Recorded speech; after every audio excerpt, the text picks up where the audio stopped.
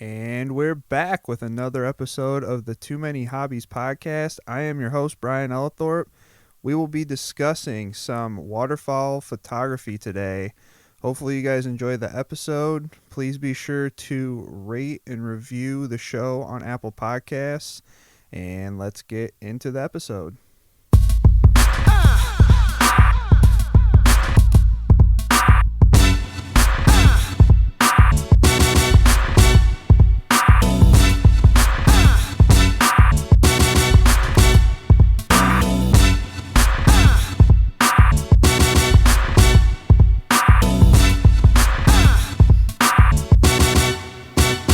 Alright guys, well welcome back to another episode. I wanted to start talking about some waterfowl photography as that's really the only thing that we can do right now that the seasons are over.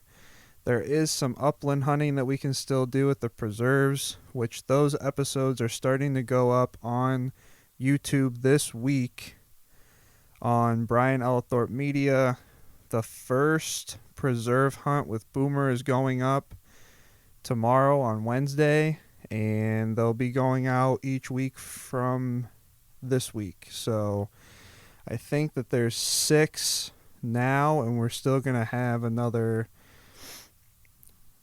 at least 3 hunts that are going to be happening in the next few weeks. So hopefully we get some good footage on that. I'm going to start trying to keep it a little bit more in depth when we go out, just so that I can kind of talk to the camera a little bit more, make it a little bit more interesting. So be sure to catch those episodes when they go up.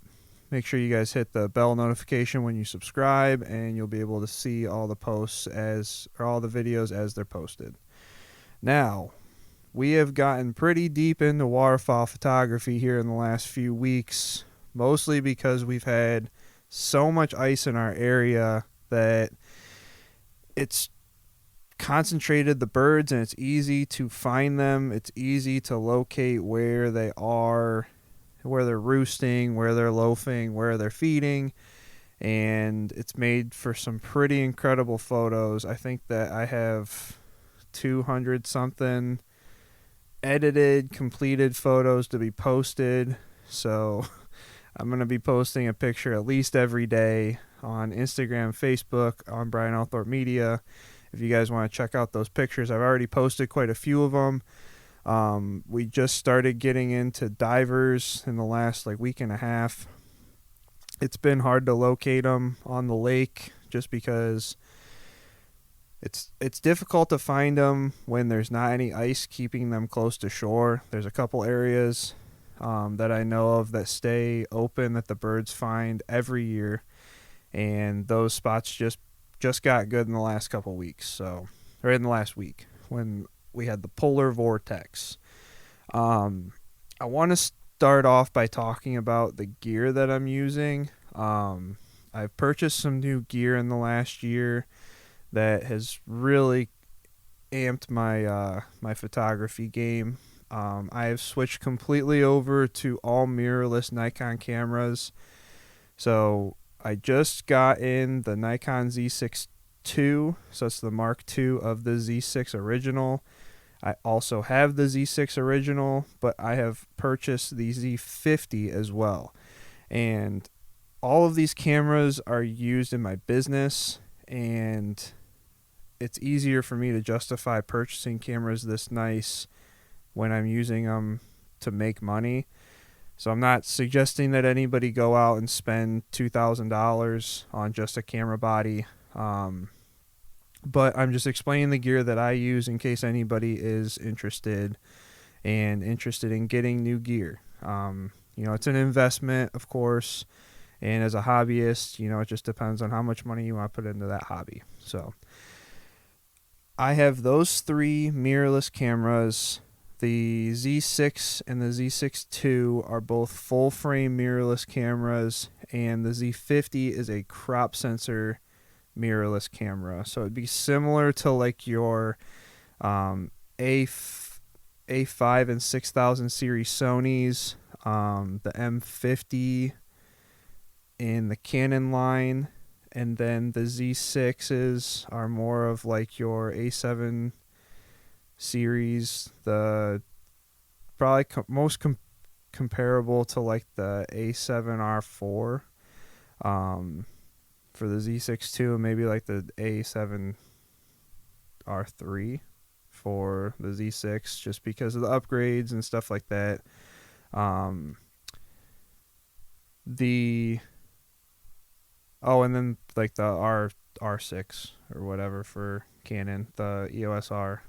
Those have been like the comparable cameras. Whatever people think about them, that's their own personal opinion. I have no bias against camera companies, but anyway, so I'm using mirrorless camera bodies. I feel that that's like the future of cameras, so I've invested into the mirrorless line. My cameras, those mirrorless cameras, have to have an F to Z adapter, the FTZ adapter, to be able to use the long telephoto lenses. There isn't any long telephoto lenses for those cameras right now, so all of them are F-mount lenses. And I am using a Sigma DG series 150 to 500 f.6 or f5.6 to 6.3. Or no, it's a 4.5. Yeah, so it's an f4.5 at 150 and an f6.3 at 500. Now, on my mirrorless full frame cameras, I am using the crop setting because I am going to crop them anyway in post. It's easier for me to see what I'm going to crop when I go into the camera and I'm looking through the electronic viewfinder. So I am cropping them so that crop is 1.5, making the 500 millimeter a 750. So I'm trying to get as close as I possibly can to these birds.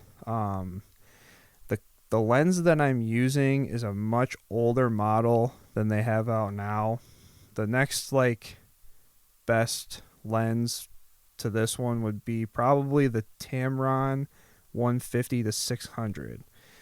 Now, I'm saying that because the Sigma ones are a little bit more expensive, but they're also not fully weather sealed. The Tamron is weather sealed. So if you are going to be doing waterfowl photography, especially this late in the season, in the snow, in the rain, in the cold, it's a better option to go fully weather sealed. And I've heard, comparing the Nikon 200 to 500 and the Tamron 150 to 600, there's pros and cons to each one. All the big name waterfowl photographers that want a telephoto lens to carry with them are using the Tamron.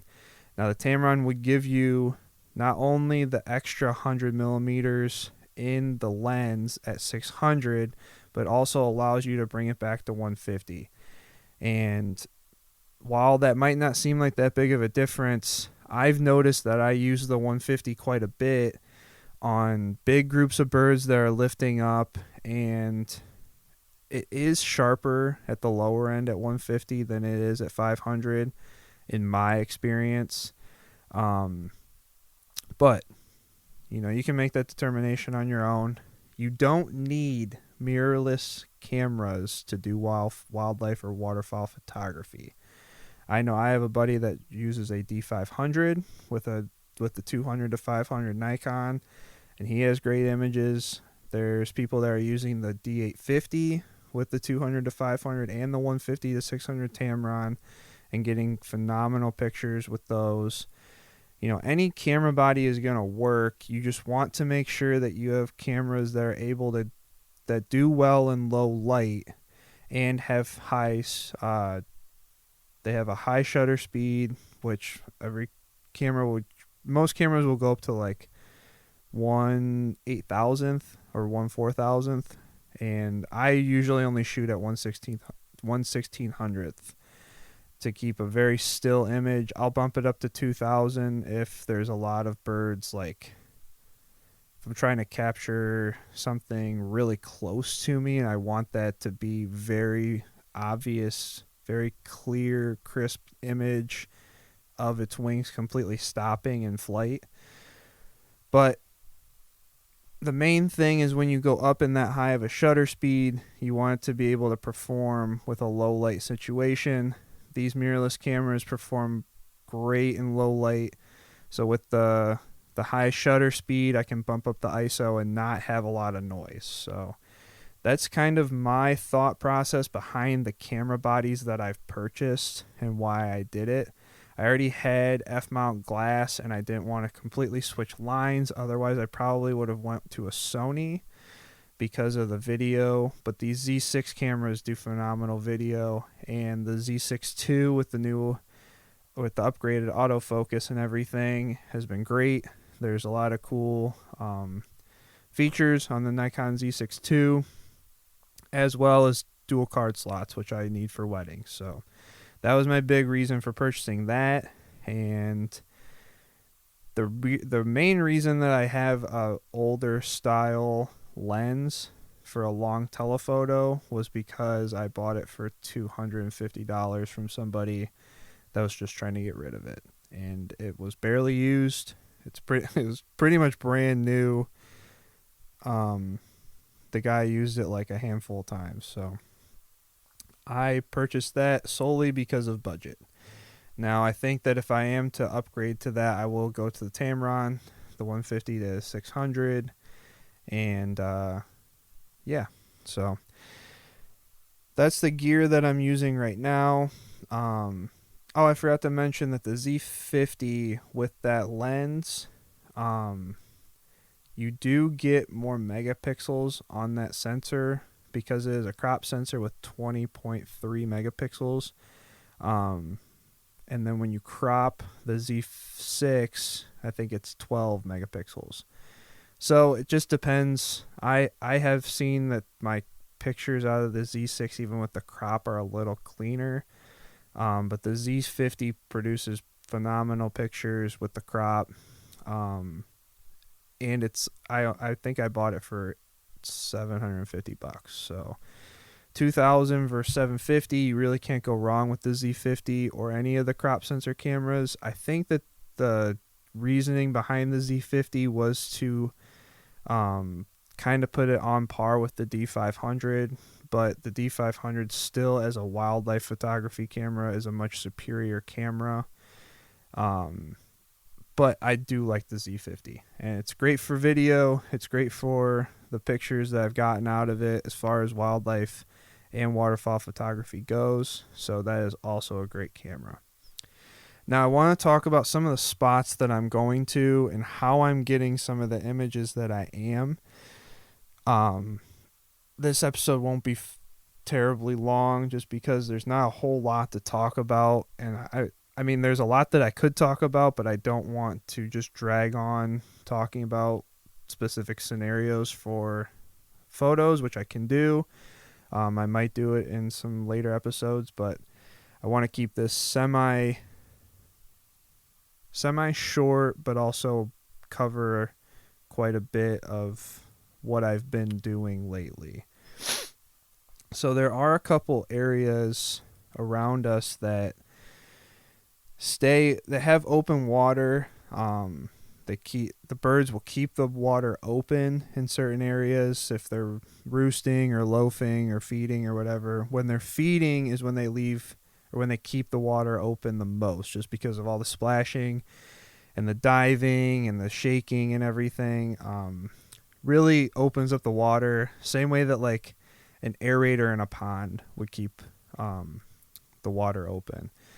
That being said, I started targeting the river when everything started freezing up first, just because there was so much open water that the birds were easily finding that open water, and the river is not terribly wide. The Maumee River is where I was targeting. It's not terribly wide, so I was able to get good pictures across the river if I had to. But what I was doing is showing up, and then I was just watching the birds as they move and seeing what the group was doing, if it was moving one way or another, and then I just tried to intercept where they were going. So there's a lot of birds sitting on the water, and I wanted to get, at first I wanted to get shots of birds sitting on the water as close as I could. Then I sat there, and once they started to get close to me, I noticed that there was still a lot of birds flying. Mostly geese. There was ducks flying, and I wanted to get pictures of geese cupped up coming into a group. And I was also scouting at this point because we were still in late goose season. So I was just kind of getting spread ideas and stuff like that. But there was a lot of geese flying, and so I was sitting closer to the larger groups, just because when there's that many geese on the water, or on the river, like in different groups all the way spread up and down the river, they're congregating to the largest groups. So it was easier for me to hide from large groups just because they didn't really seem to care as much. Even if they did see me, they would just kind of swim away and then they would come back. But I was hiding on the bank, and then I was just waiting as big groups came in. Then eventually, when I wanted to get pictures of like geese kicking up off the water, I just snuck out and I went to a smaller group, and then I just kicked them up. But I took pictures on burst as I kicked them up, and then they went over, joined with the bigger groups, and that's how I started this year with getting pictures, just because I knew what I was planning what I wanted to get pictures of. Since we were still in late goose season, I wanted to get pictures of geese. I was trying to get pictures of banded geese just because I hadn't seen very many. I'd maybe seen a couple throughout the whole year, mostly the state park. So I was trying to get pictures of banded geese. Never found any, unfortunately. But then I had a buddy tell me, hey, if you want to get some good pictures, there's another spot down the river that has black ducks, has mallards, has geese, has divers, all that. And I was like, well, that would be perfect, because I was trying to get, after I got enough goose pictures, I was trying to find puddle ducks, and I was really wanting to find black ducks. So I went to that spot, bunch of geese, and right off the bat, I realized that there was a cackling goose down there. So I got a picture of the cackling goose. I got pictures. I realized when I got there, I was like, man, a couple of these mallard drakes look kind of weird. And two of the mallard drakes that were down there did not have any brown on their chest. So I got a couple pictures of those. And there was also a pair of hooded mergansers there, a pair of ringnecks, and then there was a bluebill. And I'm looking at this thing and I'm thinking, man, that's a really weird looking bluebill. Like it looked like a hen, but it had a dark head like a drake. So I started thinking about it, and I'm thinking, man, a lot of these mallard hens, when they get real old and they stop breeding, they start to turn, their heads start to turn into a drake, and their bodies start to kind of turn into a drake. So I thought maybe it was a non-breeding female, which is what, they call it a non-breeding male when they start to evolve into the male. But that's what I found when I looked it up, was the exact same bird that I was looking at. And I got pictures of that bird in flight. I got pictures of it landing on the water. I got it sitting on the water. I got the hooded mergansers, the ringnecks. I got black ducks flying, landing, doing their thing. Bunch of mallards flying, landing. And I got so many pictures from that alone. And I was like, man, I think that was good. I got the pictures. I got enough pictures to post and have from that alone. So then I had another buddy tell me that there was a bunch of divers sitting at an area down the street from us where there's a power plant and a hot water discharge that goes out there, and it leaves part of the bay open. And I know there's always birds there, but I didn't realize that that part had frozen up, and or it hadn't frozen up. I thought that it was just a little pocket that was open, so I didn't really mess with it. And so I go down there. He was telling me that there's canvasback down there, and I'm like, man, the canvasbacks are exactly what I was trying to find pictures, or trying to find so I could get pictures of them. And he said they were in a ditch there, but out on the bay there was like 15,000 divers and a few thousand geese, a bunch of seagulls, which I don't care about the seagulls, but there was a guy that was down there asking me if I could see any different types of gulls. And I'm thinking to myself, like, I really don't care. I didn't even know that there was different kinds of gulls. I just thought there was seagulls. You know, like I only see seagulls, so I don't know the different kinds. I don't really care. But so I get down there. There's goldeneyes, there's buffies, there's bluebills. I didn't see any ringnecks, but they might have been over on the other side where there was where I was sitting. There was a smaller pocket that I could set up in really well and hide. So that's what I did is I walked out and then I pushed some of those birds out and I sat there until they all started to come back in. But on the other side through my lens, I could see there was common mergansers, which I really wanted to get a picture of, but I failed on the chance that I had. There was canvasbacks, there was redheads, and I think that was it. That's all of them, right?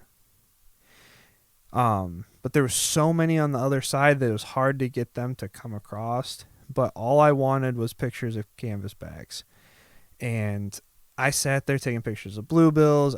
I got some goldeneye pictures that I wanted to get goldeneyes in flight too, and I got some really good ones of that.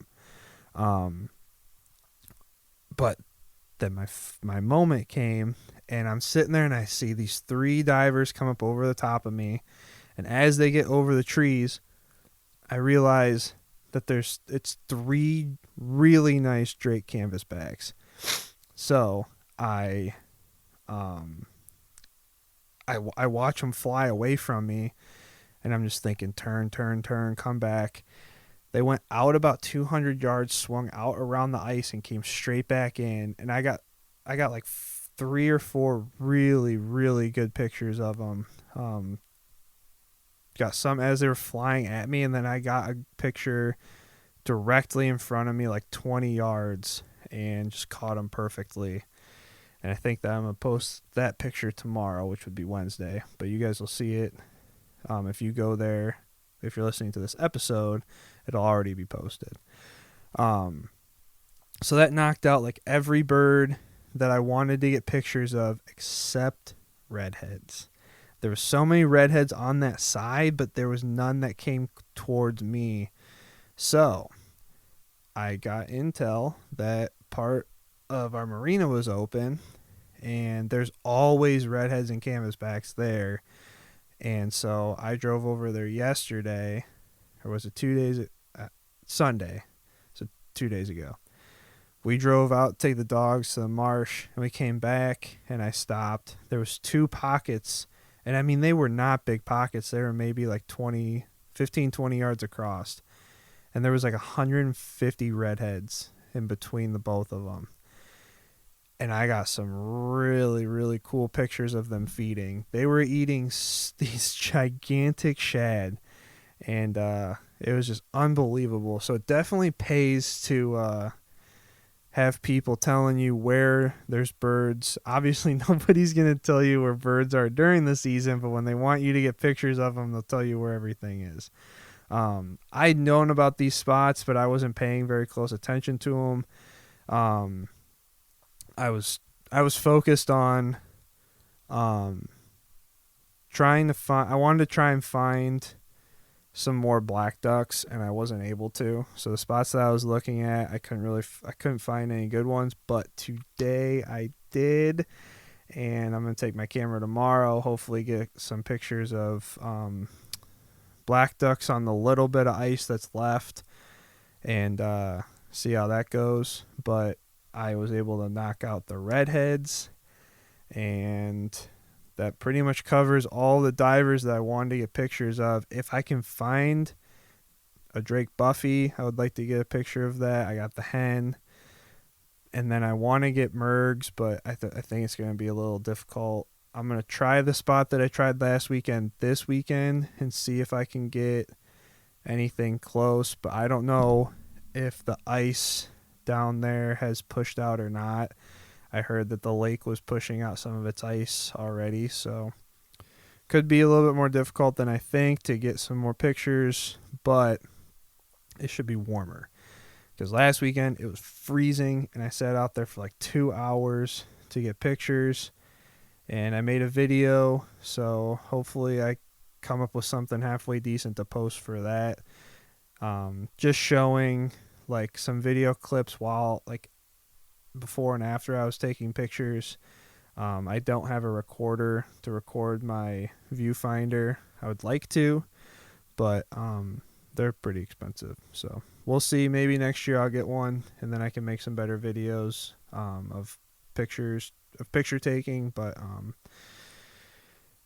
I think that's all I've got for today. If anybody comes up with any topics or questions or ideas for another episode talking about wildlife or waterfowl photography, I'll do my best to come up with some interesting content for y'all to listen to about that. I hope you guys enjoyed this episode. I ran through it pretty quick, but I just wanted to give a little baseline of the gear that I'm using and the couple spots that I was able to find this week. Yeah, thank you guys for listening. Make sure that you subscribe to the podcast. Find us on Instagram, Too Many Hobbies Podcast on Instagram. Brian Althorpe Media on YouTube, Facebook, Instagram. That's where all these pictures and video will be going. And we'll catch you guys on the next episode.